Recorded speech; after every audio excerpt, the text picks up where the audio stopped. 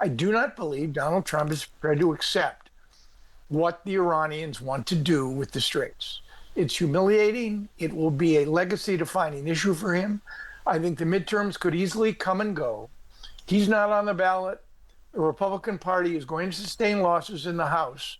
Now, the US has launched heavy strikes on Iran in retaliation to Iran firing on US bases in Jordan and on ships in the Strait of Hormuz.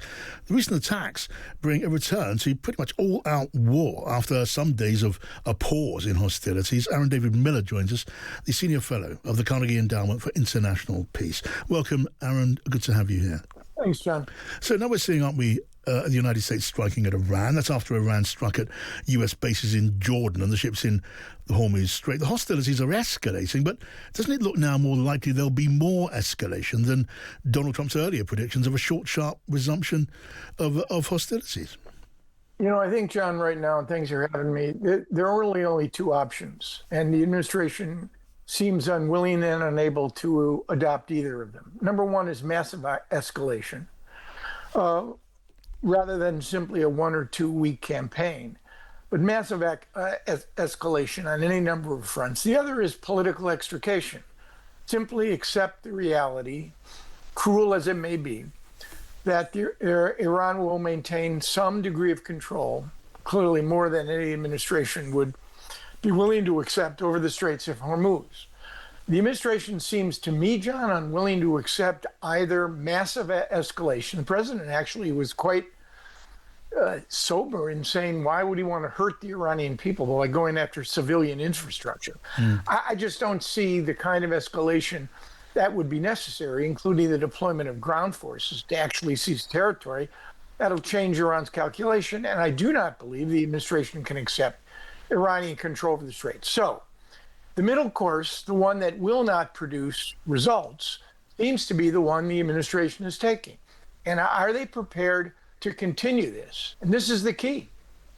Military pressure and economic pressure. Yes. For months to come, John. Months. Well, indeed. And with, I suppose, continuing and therefore escalating effects on the economy, on the oil market. And then, of course, you have in the background the politics, which we refer to every time we discuss this, which is an impatient American public and very anxious Republicans, of course, on Capitol Hill. As of right now, I can't quite imagine what the off-ramp looks like for the administration in Washington. I mean, you are versed in this, Aaron. What might an off-ramp be?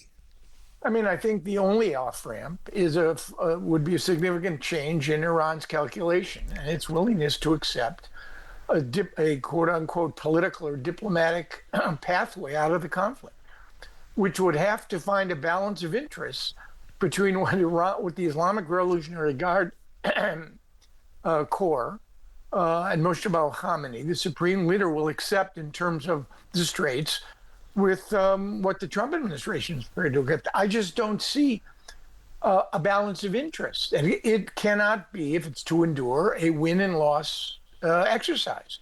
I do not believe Donald Trump is prepared to accept what the Iranians want to do with the Straits. It's humiliating. It will be a legacy-defining issue for him. I think the midterms could easily come and go. He's not on the ballot. The Republican Party is going to sustain losses in the House, probably even before the war began.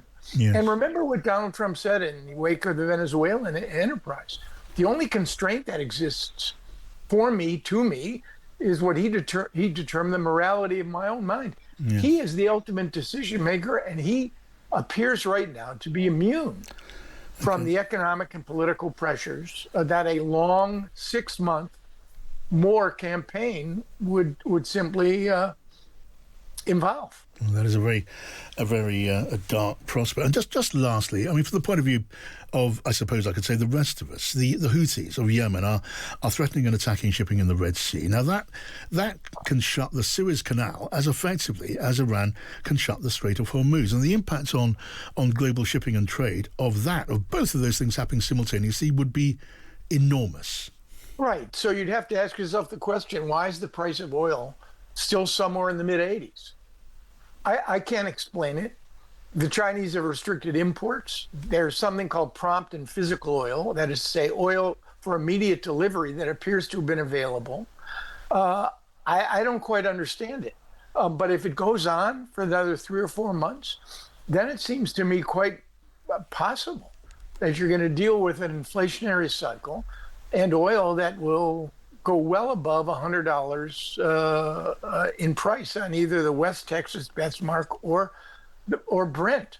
So again, I can't figure this one out, John. I do not believe right now that there is a easy or readily available pathway for the administration to get out of this war.